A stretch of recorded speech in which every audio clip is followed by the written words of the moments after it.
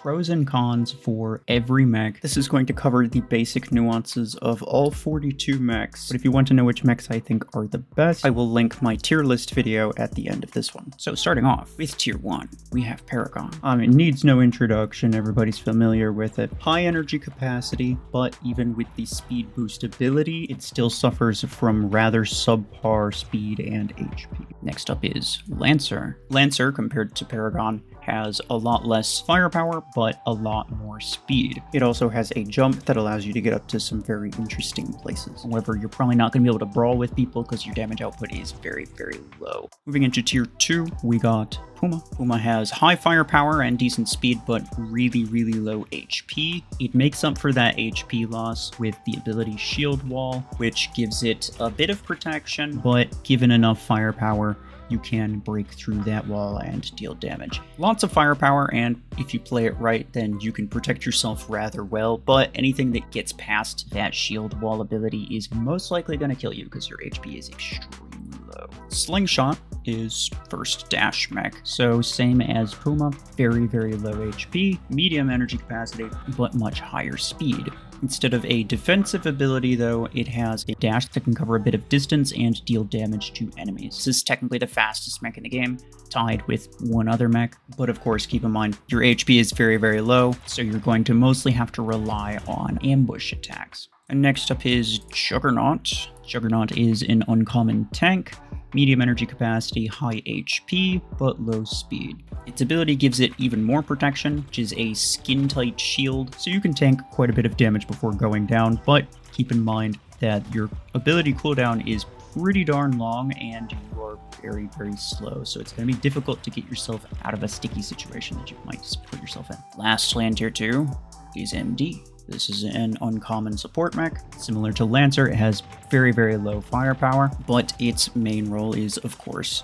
to be a team healer. Its ability is a AoE effect that will heal yourself and allies around you in a small area. And while that can be rather useful, keep in mind that your energy capacity is very low, which means that your firepower is very low. And also, if you take any amount of damage while your ability is active, then your healing will be temporarily suppressed. It's very easy for enemies to nullify your healing effects by just dealing a bit of damage to you, so you want to make sure that you're not taking damage while you're trying to heal people. Moving into tier 3, we have the fan favorite Guardian. This is a rare attacker mech, high energy capacity, but low speed. The ability makes it particularly useful against quite a lot of things because what it does is it shuts down enemy mechs and weapons within a certain hit cone and forces them to reload. So if an enemy is currently firing at you or using their ability, then when you hit them with System Crash, it will immediately turn off their ability and force it into cooldown, and it will immediately force their weapons to reload. Now, if they happen to have a weapon with a really short reload time, then it's not going to affect them very much. There's several close quarters weapons that have little to no reload time, so that is the risk that you take trying to get close to be able to use this ability. But there are other weapons and abilities that it's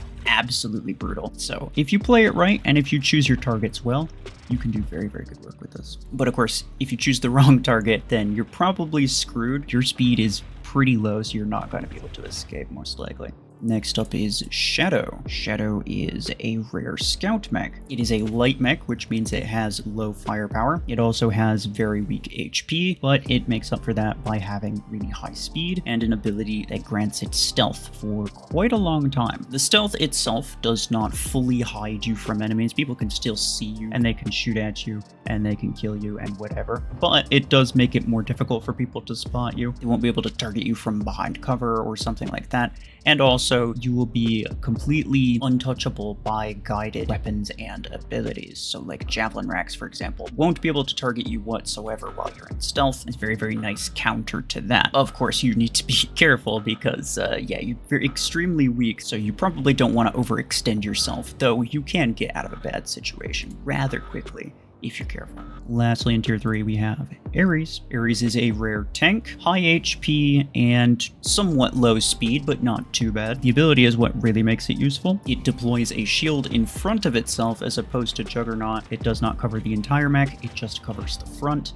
but it is wide enough to also cover damage for some allies, so you can have a bit of a coordinated push with it. It is also stronger than the Juggernaut shield just in general, and does not suffer from a fixed duration. So as soon as you activate it, it will stay up, and it will continue to stay up until either you or the shield is taken down. Overall, a very nice aggressive type tank, but similar to Juggernaut, it's best to make sure not to overextend yourself because you are very weak to the sides and the back. So if enemies can loop around and get you from behind, then you're not going to be able to do a whole lot about that. Moving from tier 3 to tier 4, we have Stalker. Stalker is a rare attacker mech, one of the few medium attacker type mechs, so it has medium energy capacity as opposed to heavy. The HP and speed are both decent, but the ability is really what makes or breaks it. And when you activate it, you give yourself a 50% damage bonus, so it is a very high damage mech while the ability is active. And for each kill that you get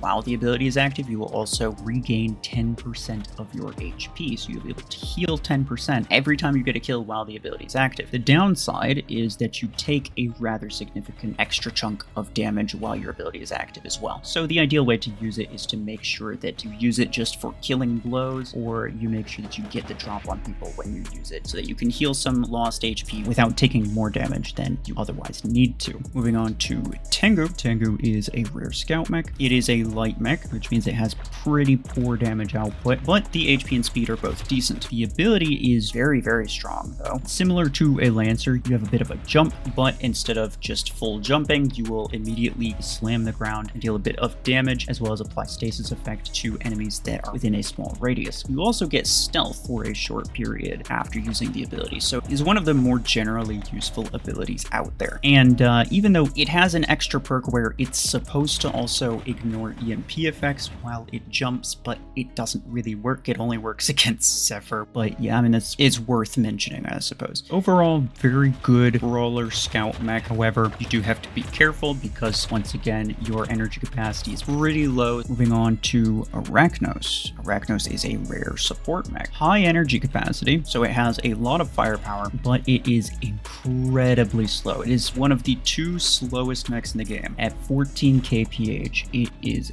absolutely brutal. The ability is frankly nothing super impressive. It sets down a sentry turret. When an enemy gets within a certain range, that turret will activate and start to shoot at that enemy. And that's pretty cool, and you can think of some interesting uses for that. However, the turret damage output is pretty darn low, so it's probably not going to actually contribute a whole lot. But even still, it can help you deal a little bit of extra damage alongside your very high damage output just in general from your higher energy capacity, and you can finish off enemies rather quickly. Moving from tier 4 to tier 5, Redeemer is an epic scout mech. Very high speed, 29 kph, which is the highest you can get, but the ability is particularly what makes it useful. When you activate it, it essentially makes you time travel back to where you were 10 seconds before you pressed the ability. So it is called Backtrack. It does not restore any of your lost HP, and it doesn't do anything to your weapons or anything like that. So it is not quite a get out of jail free card, but it is very nice for getting out of sticky situations and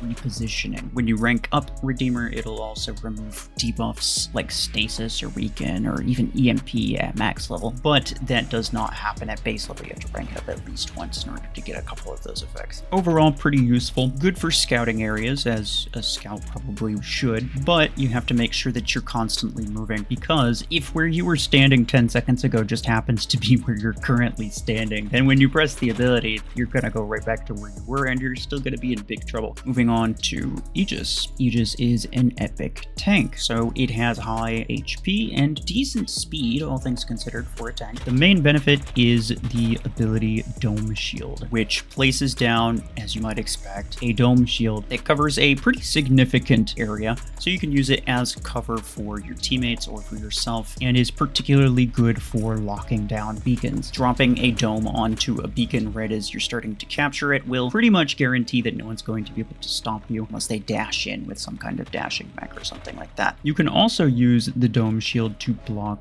status effects and AoE abilities. But the downside of Aegis is that it is rather immobile, not because the speed is low, but because the ability forces you to stay in one spot, whereas like an Ares can move around with its shield. Aegis places its shield on the ground, so in order to make good use of the shield, then you have to be inside it or close by at least. Next up is Zephyr. Zephyr is an epic support mech, pretty weak in terms of HP and pretty slow as well. So its base stats aren't very good, but the ability is a very high radius EMP effect that will shut down enemies for 3 seconds, which is basically free damage. And if you use it correctly, you can be really deadly with this and get a lot of kills on things that otherwise would be very difficult to kill. The EMP status effect is just in general one of the most broken status effects, because while you're under the EMP effect, you can't move, you can't shoot, you can't use your ability, you can't even turn your mech. So equipping Zephyr with some good close quarters weapons will guarantee that you have massive damage output to be able to kill anything that you get under that EMP effect. But of course the downside is that you are very weak and you are very slow, so if you don't happen to kill them, or if you don't happen to have your ability, then you're in big trouble.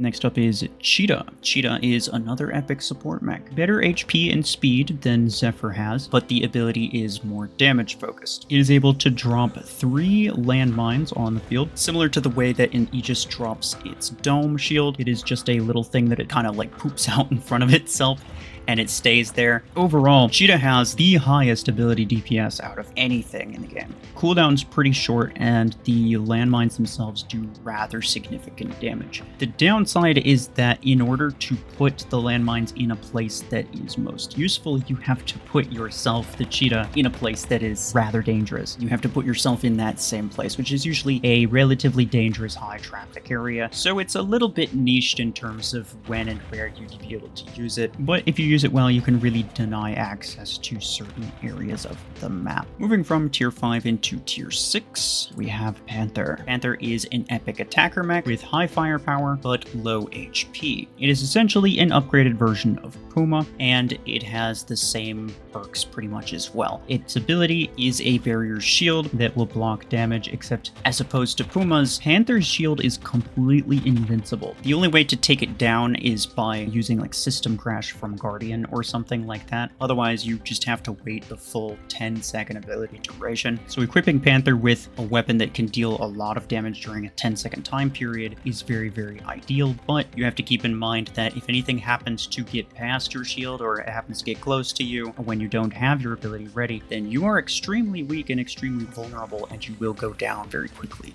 So it is generally best to keep your distance. Next up is Killshot. Killshot is essentially an upgraded version of Slingshot. Low HP, but high speed. The ability is a dash, covers some distance, deals a bit of damage if you happen to hit somebody. And once again, no protective aspects. It is tied with Slingshot as the fastest mech in the game, so just in general, you have a crazy amount of mobility going for you. So you could just use it as a way to grab some early beacons in control point clash mode. But otherwise, being aggro with this mech can be rather dangerous. Next up is Sentinel, another epic tank, relatively high HP, but relatively low speed. It is similar to Ares in the sense that it carries a shield in front of itself, but the Sentinel shield is more vertical as opposed to horizontal. So it is a little bit taller, but it really only covers the front side of the Sentinel itself. It doesn't really cover any of the angles on the sides. So in that regard, you are more susceptible to side and back damage than an Ares would be. So it is generally best to make sure you keep your distance as much as possible to force enemies to have to shoot at you from a shallower angle and not be able to get behind you quite as easily. Sentinel also has a pretty cool max perk where if you get it to max level, then the more HP that the Sentinel is missing, the less time you have to wait for your ability to cool down. So at max level, if you have only 20% of your HP remaining, then your shield cooldown will only be 4 seconds. And that is pretty darn short. That's nice. Ultimately, Sentinel is probably the most passive of all of the tanks. You want to really keep your distance with it. Lastly, in tier 6 is Orion. Orion is yet another epic support mech. Relatively low HP, but decent speed. The ability makes it an absolute killing machine, because it throws a guided projectile that if it hits an enemy, it causes them to take 50% extra damage, plus every shot is considered as back damage, which essentially equates to like 2.5 times damage multiplier. So an Orion, even though it is just a medium mech, it doesn't have high energy capacity, including the ability, it is the highest DPS mech in the entire game, easily. On top of that, if you happen to hit someone with the ability, then they are under stasis for a few seconds, and you will also be able to pierce through shields to a certain degree, so a certain percentage of your damage will go through shields and into the mech itself, allowing you to even one-shot enemies through their shields if you have enough damage output. There's also just a general bonus to shield damage, so you'll deal more damage to shields. If you happen to mark an Aegis, for example, then you will deal more damage to that Aegis's shield, even though you won't be able to pierce through it because it's not connected to the mech. You will be able to deal more damage to that Aegis shield. And if you happen to kill a mech during the rather long duration, that mark will transfer to another enemy that is nearby, allowing you to get some really crazy chain kills out of it. So in general, just like absolute mega DPS focused. You wouldn't think it because it's a support mech, supposedly, but this is like one of the most damage focused mechs in the entire game. But of course, you are very susceptible, you have no protection, and your HP is rather low. At the end of the day, you really are just banking on being able to kill the enemy before they can kill you. Moving into Tier 7. In Tier 7, we have Redox. Redox is a legendary attacker. High energy capacity. It is a heavy mech, so it has high energy capacity. But it also has very low HP and very low speed, which is a very, very dangerous combination right there. The ability is an AoE field that will apply stasis and deal damage over time to enemies within a relatively large radius. And so it can be pretty useful in combination with your high firepower for finishing off multiple enemies in a relatively confined space, but of course, you are very weak in terms of HP and you are very slow, so any sticky situation you might get yourself in, it's probably GG for you. Next up is Scorpius, another legendary attacker mech. It is a heavy mech, so high energy capacity, but it also has low HP, as most attackers do. Its speed is not as bad as Redox, it has relatively decent speed, but the ability is significantly more passive. It is essentially just an additional javelin rack built into the mech, which allows you to fire over obstacles and deal somewhat decent damage to enemies that you've targeted. In general, this mech is, essentially built for javelin rack or helix rack type weapons, because that is essentially what the mech ability is, and they pair together very well. But of course, similar to those weapons, it has a pretty obvious downside of first, it requires a lock-on, and second, if an enemy gets too close, then they won't be able to target you anymore. Next up is Surge. Surge is a legendary scout mech, and what you'll soon discover is that legendary scouts are some of the most broken. It has low HP, but it has high speed, 29 kph, which is of course the fastest you can get. But the ability is similar to Killshot. It has a dash, but instead of dealing damage, it applies the EMP effect. Like I said before, EMP is extremely broken because it just absolutely freezes enemies in place. They can't shoot, they can't move, they can't use their abilities, they can't do anything. They can only stand there and stare at you and watch you kill them. And what makes this better than just raw damage, because you might think, well, why freeze someone so that you can easily kill them as opposed to just dealing damage and just killing them right off the bat? Well, it's the fact that, especially with the introduction of mods, there are many mechs that they won't die to a single hit. So when you dash at them, you will deal some damage and you'll be able to use that ability damage to help you kill the enemy faster, for sure, but you'll also take some damage in return while you take a second or two to finish them off. Surge can completely avoid all of that damage that it would be taking because the enemy is then stuck there. If you play it carefully, you can easily get like 10 plus kills with a Surge without taking any amount of damage whatsoever. The downsides of Surge are extremely few and far between, but in general, anything that's able to withstand that type of EMP status effect and just be able to trade with it with raw HP and damage output, Surge does have very low HP and its firepower is not particularly high, so it does very, very heavily rely on that status effect in order to kill things. Next up is Eclipse, another legendary scout mech. Same as Surge, low HP, but high speed. Eclipse is essentially the counterpart to Surge. It is the exact opposite. Instead of being the thing that applies the EMP effect and gets those super easy kills. It is basically the one and only thing that can actually avoid the EMP effect. The ability is essentially an upgrade to Shadow, where it gets stealth for a relatively long period of time, but the stealth isn't even the main feature. The main feature is the fact that it cannot be affected by debuffs while the ability is active. So it will completely ignore all status effects while the ability is active. This includes EMP, making Eclipse one of the few things that can actually deal with something like a Surge. The downside to Eclipse is that its ability doesn't actually give you any raw advantage over very many things. It simply keeps, specifically Surge, from being able to gain an advantage over it, which in itself is extremely valuable, especially the later on that you get. You'll start to see a lot of Surges and you'll understand what I mean. But its ability does not inherently help it to kill anything faster than if it didn't have the ability. So you can pretty easily counter Eclipse with just brute HP and firepower. Speaking of brute HP and firepower, we have Brickhouse, the legendary support mech. It is a medium mech, so medium energy capacity. It has rather high HP, but extremely low speed, like I talked about earlier with Arachnos. 14 kph is the absolute lowest it goes. This is the other mech along with Arachnos that has 14 kph. Very, very slow, really painful to deal with, honestly. But even though Brickhouse is only a medium mech, so it doesn't have high energy capacity, it does, similar to Stalker, have an ability that boosts its own damage output by 50%. This damage boost ability is also similar to MD in a way, where it is an AoE that can affect allies that are close by, and it will actually deal double of that damage output, so it will boost allies by 100%. Which gives them absolutely crazy amounts of DPS. So in general, this is pretty tanky and has really good firepower, but the speed alone is enough to make it extremely undesirable to most players. Moving from tier 7 into tier 8, we have Gatecrasher, another legendary attacker mech. There are a lot of legendary attacker mechs, I'm just going to tell you right now. The HP and speed and energy capacity of Gatecrasher are all very solid. This is like one of the best mechs in terms of raw stats. The downside of Gatecrasher is that its ability is pretty subpar. The ability is Ion Pod, which shoots a projectile that theoretically can punch through walls and deal damage to enemies on the other side of walls.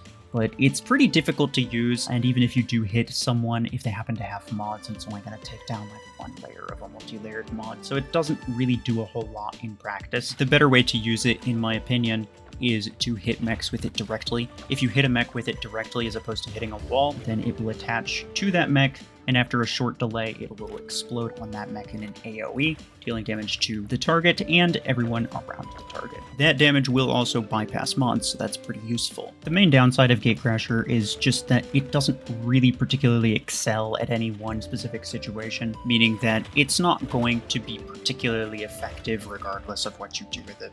Moving on, we have Onyx, another legendary attacker mech. It is a heavy mech, so high energy capacity, but it has a relatively low HP and relatively low speed. The ability is extremely simple. It literally just fires a rocket from its shoulder and deals a bit of damage in an area of effect, and that's about it. The damage is pretty decent and the AoE is pretty decent, so equipping Onyx with radius weapons to pair with the radius ability, you can really make it difficult for people to hide behind certain cover, and you can really just like deal some heavy damage with that radius. But of course you need to be careful and make sure not to overextend yourself, because even though you have really high damage output, your HP and speed are pretty bad. Moving on, we have Nomad. Nomad is a legendary scout mech. It is essentially an upgrade to Killshot, where Killshot has a dash, it covers some distance and it deals damage. Nomad is able to use 2 dashes. So if you happen to hit an enemy with your first dash, you are able to use a second dash, but the primary thing that makes Nomad so useful is that after using your ability for 3 seconds, you will get 60% damage reduction, which reduces the damage that you take by 60%, making you very tanky, especially for something that fast. Your base HP is not that good, but with that damage reduction, it can be very difficult to take a Nomad down. The main drawback of Nomad is mostly status effects. If you happen to EMP a Nomad, then you can just wait out the 3 seconds. You can deal free damage to it, of course, but Also, you can just wait out those 3 seconds of damage reduction time and then deal full damage to it afterward. But even damage-based status effects, like Graviton Beam for example, will completely bypass the damage reduction. Moving on, we have Lacewing. Lacewing is another very, very strong legendary scout. Somewhat low HP, but better than the other scouts. The speed is rather high, but not the absolute most. Lacewing is essentially an upgrade to Lancer. Lancer has a jump where it can get up to certain places. Lacewing has 2 jumps, where it can get up to even more certain places. Lacewing also has the added benefit of being able to move mid-air while you're jumping, which is extremely useful for being able to like dodge enemy fire or just being really fancy with it. You do technically also have landmines. Every time you jump, you also lay down a landmine similar to Cheetah, but those are like really random and impractical, so you're like realistically not going to use those as a damage source. It's just a thing that you happen to leave behind every time you jump. Similar to Lancer, Lacewing can get up to some very, very OP spots. Lacewing has medium energy capacity, so it can deal some very good damage from some really annoying places on certain maps that a lot of mechs and weapons just can't reach. The only real downside of Lacewing is that the ability doesn't really help it survive or kill anything in a head-to-head battle, so it's not able to like actually brawl with things. It does rather heavily rely on being able to abuse certain map locations. Next up we have Bastion. Bastion is a legendary tank. Highest HP in the game, rather low speed but not the slowest, and an ability shield that when the shield goes down, it explodes in an AoE that deals some damage and applies EMP. So it is very, very useful, especially in one-on-one fights, because you have a lot of HP to deal with and you do actively punish people for dealing damage to you. But, of course, the main downside is just that the ability cooldown's rather long, so if you get caught without your ability, it's gonna be a rather rough time.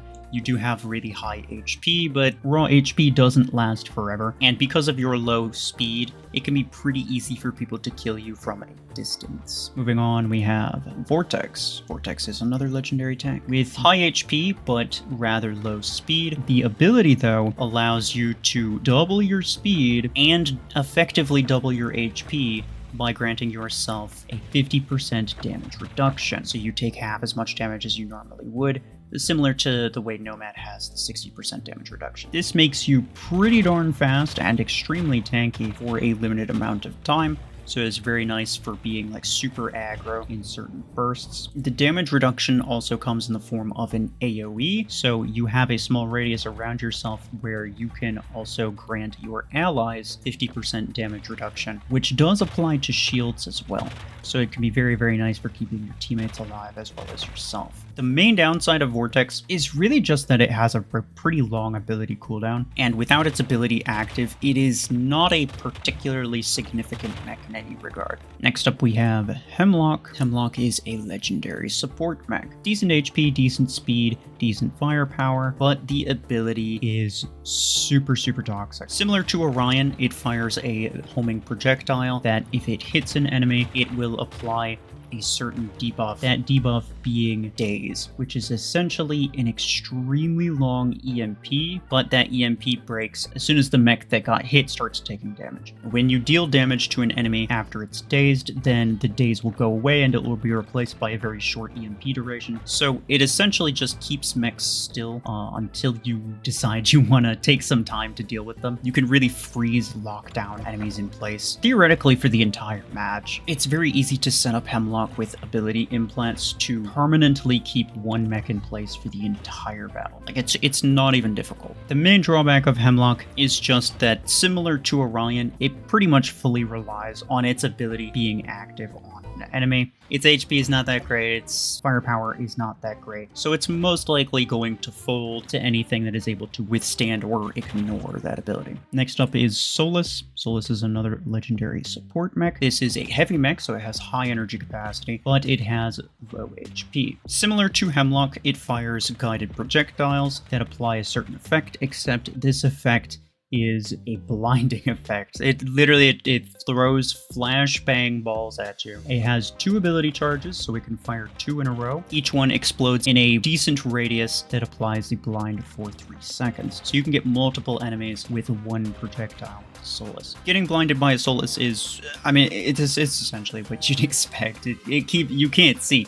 You can't target anything, you can't see anything. If you know the game well enough, then you can still kind of get around it. So long as you know roughly where you're shooting, you can still kill a Solus even while you're blinded, especially if you get close. And so that is the main weakness of Solus, is anything that's able to get close is probably going to be able to kill it because its HP is very, very low. Moving from tier 8 into tier 9, we have a crap load of legendary attackers, starting off with Seeker. Seeker is a medium mech, so it has medium energy capacity. Relatively low HP, but decent speed. The ability, though, is what really makes it stand out, and that is Warp, which allows you to teleport behind an enemy, giving you a 30% damage boost, and giving you a shield similar to what Juggernaut has. So if you can catch an enemy with a Seeker, it is really, really tough to deal with. There's a lot of damage output. You're teleporting behind them, meaning that you're potentially dealing back damage as well. You get the damage bonus.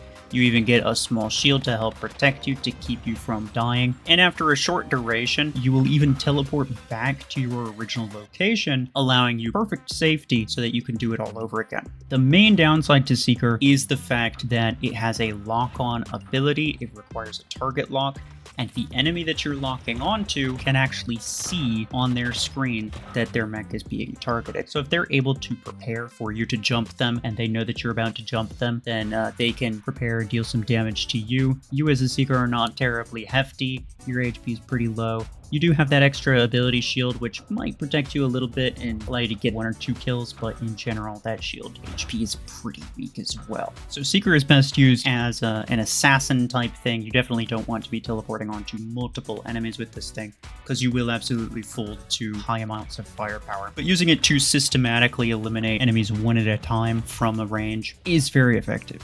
Next up is Outlaw. Outlaw is another legendary attacker mech. It is a heavy mech, so high energy capacity. The HP is decent, and the speed is half decent as well. It is meant to be an upgrade to Guardian, but the ability is honestly kind of a downgrade. As opposed to having an ability that applies System Crash in a hit cone, Outlaw has a System Crash ability that has a bit more range, but it is more targeted and requires a target lock. So you can't target enemies in stealth. You can't deal with like an Eclipse, for example, or a Surge that's in stealth. You do require line of sight, and it only affects the 1 enemy that you targeted. Along with it, it does also apply in a small radius. It is a pretty small radius, so it's unlikely that you get multiple enemies in that. But still, in general, very useful for shutting down certain enemies from a distance, and you can be pretty passive with it, as opposed to a Guardian, which forces you to be a bit more aggressive, and you have to really be careful.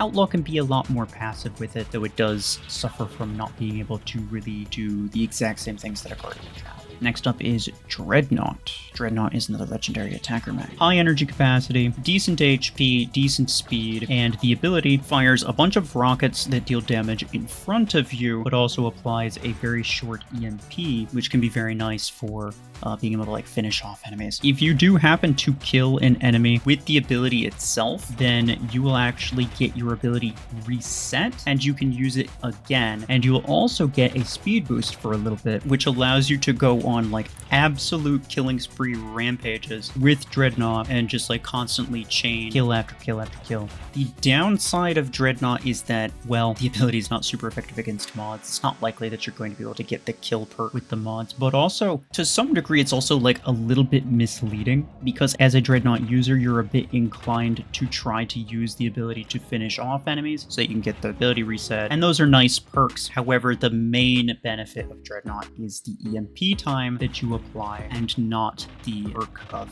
the ability reset. So using the ability early to get a couple seconds of free damage and guaranteeing that kill is better than trying to deal some damage and also taking some damage in return to then try to use the ability to finish off the enemy and then continue that cycle on over and over again. The other major downside is that the ability range is like very, very short, so you do have to get pretty darn close in order to use it. But especially on certain maps and with certain weapons, you can go pretty pretty crazy with this. This is a very popular mech in free-for-all mode, as you might imagine. Next up is Volti. Volti is the newest legendary attacker mech. High energy capacity, half decent HP, half decent speed, and the ability sends a little drone out to an enemy that you target to deal damage to them from overhead. Of course, this does require a target lock, and the lock time is pretty darn slow. The further away an enemy is, the longer it's going to take to lock on. Along with that, the damage output of the ability itself is not super high. However, it is unique in the sense that it is the only ability that can reliably deal damage through walls and behind cover. You don't need line of sight. It is not a projectile that you throw. It is just a drone that teleports to your target. The main downside is, of course, the damage output is not phenomenal and the lock time is kind of low, but also the ability range is not super high. It's only 90 meters. But even still, it's free damage, and there are actually 3 different implants that you can use to stack extra damage onto the Volti ability. That is, ability damage obviously increases the damage of the little shots that the drone shoots down. Ability duration means that it lasts for longer and it shoots more shots down. And there's also a mech-specific Volti tick rate implant that increases the number of shots that it shoots per second. And a major benefit of this drone actually is that it fires from overhead. And I kind of glossed through that, but that is a pretty major feature because that does mean that it will completely bypass perimeter multi-layer or any type of major mod shields. Now, it will have to chew through a canopy shield if a mech happens to have a canopy, but a lot of mechs don't use canopy, and even if they do, it's significantly weaker than, say, a perimeter shield, so it is definitely possible to use it to take down enemies. Next up is Mimicker. Mimicker is another legendary scout. This is the only legendary scout that is not meta, by the way. It is a heavy mech, so it has high energy capacity, low HP, of course, but high speed.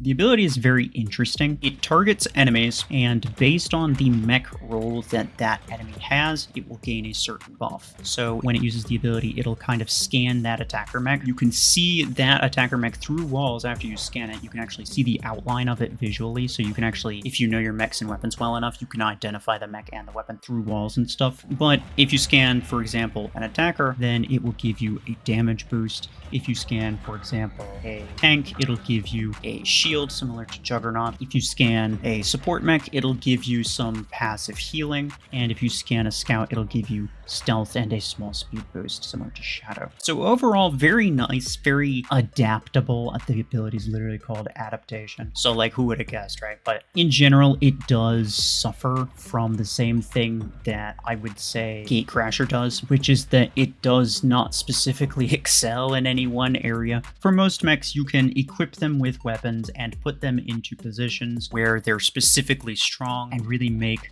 the most use out of their strengths while minimizing their weaknesses. But for a mech like Mimicker, where it doesn't really have any super specific strengths, while also not having any super specific weaknesses, it's not exactly the ideal go-to choice for any one specific situation.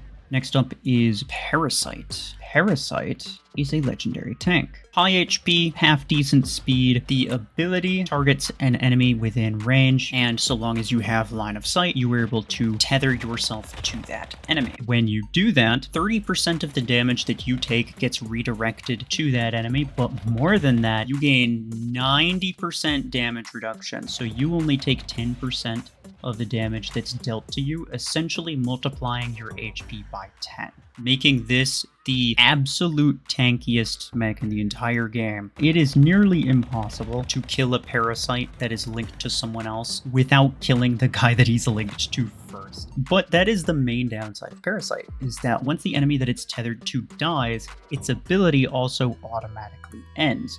So even though it might get a free kill out of that ability, it also is going to very quickly go down. So it is most ideally used in like one-on-one type of fights where the specific enemy can't really do anything against it. And if you win, then you win, and you don't really have to worry about other people coming in and crashing the party. Next up is Lockhorn. Lockhorn is another legendary tank. Is a heavy mech, so high energy capacity, also has high HP and sort of low speed, but not the worst. The ability is kind of a combination of Aegis and Brickhouse. where it places down a directional shield. It's not a full dome shield like Aegis, it is a small barrier shield. Behind that shield is a damage boosting zone, so yourself and any allies that go inside that zone, they'll get a damage boost while they're in there. So you not only get a lot of protection because the barricade durability is pretty darn high, and you also get a damage boost on top of yourself having heavy energy capacity, so like it's a lot of freaking damage output. Well, one of the other things that makes Blockhorn really strong is the fact that something like a surge that might dash at you, you are going to not only block the status effect, but you also block the mech because the barrier is a physical object. It is the only barrier that acts as a physical object. Neither you or allies or enemies can walk through the shield, so you can use it as like a literal wall. And that can really be used to shut down super annoying things that would normally be able to rush you. It's really difficult to rush a Blockhorn. With that being said, the main weakness of Blockhorn is mostly just that you can't be super aggressive with it. You have to be a little bit passive. Similar to the way that Aegis works, it really does rely on having that protection, and the shield only protects you from the one side.